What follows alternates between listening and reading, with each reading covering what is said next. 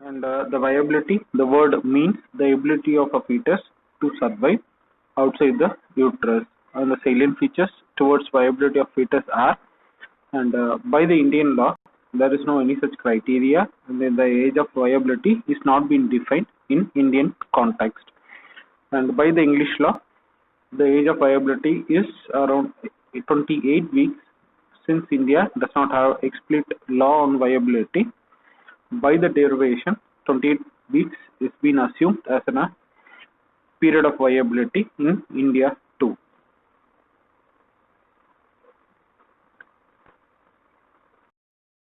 At the age of viability, wherein the surfactants appears in the alveoli of lungs as they decrease the surface tension of the alveoli, and the alveoli gets a capacity or gets a ability to inflate once the air been inspired. A pathological state wherein when there been a decrease in pulmonary surfactant, where the alveoli doesn't get a capability to inflate once the air been entered, and the fetus lands into infant respiratory distress syndrome, or synonyms towards this terminology are neonatal respiratory distress syndrome, or earlier it was been called as hyaline membrane disease. And the pulmonary surfactants are rich in lecithin, and lecithin synthesis occurs by type 2 alveolar cells, and their functional ability is to increase dramatically as the lung matures. And these lecithin levels have been expressed as a ratio against sphingomyelin.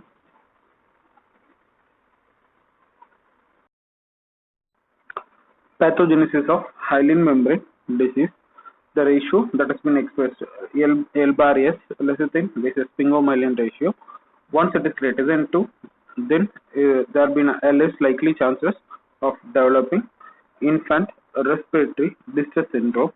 And once the ratio has been less than 2, then there is an increased chance of getting IRDS.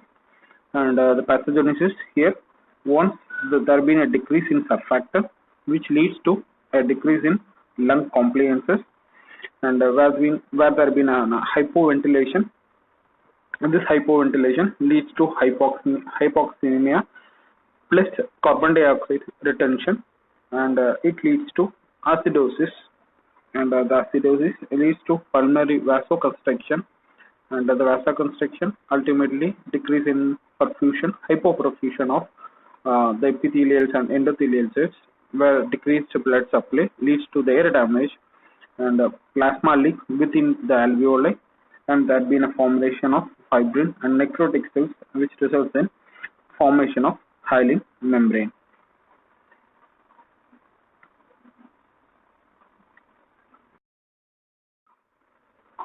Management part, wherein neonates are suspected to have RDS need to be cared in a neonate intensive care unit provided with IV fluids and oxygen. And the treatment modality can be divided into mild to moderate RDS, moderate to severe RDS. And if in case of mild to moderate RDS, where the infant can be managed within a continuous positive airway pressure, and the procedure is being a non-invasive modality of support, wherein a continuous distending pressure is being applied at the nostril level to keep the alveoli open in a spontaneously breathing baby.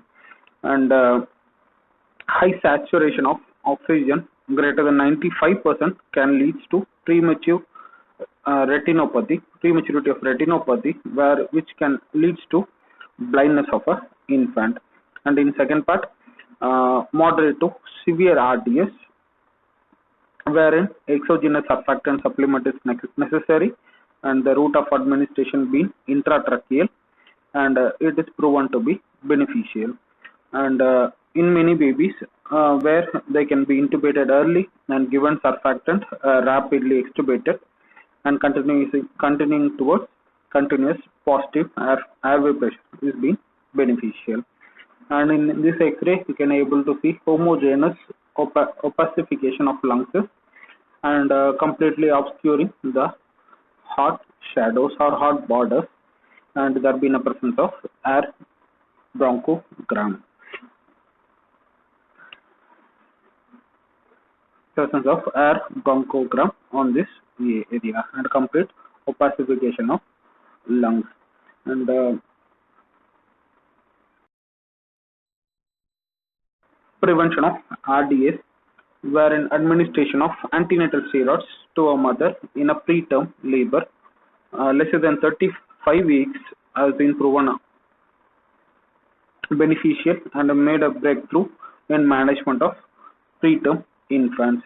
And a supplement of providing antenatal steroids are proven beneficial, and it decreases the neonate mortality by 40%, and a reduction in respiratory distress and intraventricular hemorrhages by 50%, and a reduction in occurrence of PDA, necrotizing enterocolitis, and hemodynamic instability. There been a reduction.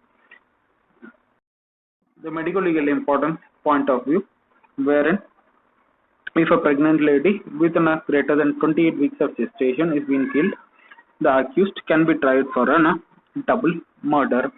And medically, there is no sharp cut-off age or on a weight at which fetus is automatically becomes viable. And the survival rate based on the period of gestation, if in case it has been 23 weeks of gestation, chance of being survival is around 20 to 35%. And as the weeks of gestation increases, the survival rate also increases. Once it attains 27 weeks or greater than 27 weeks, the survival rate is around 90%.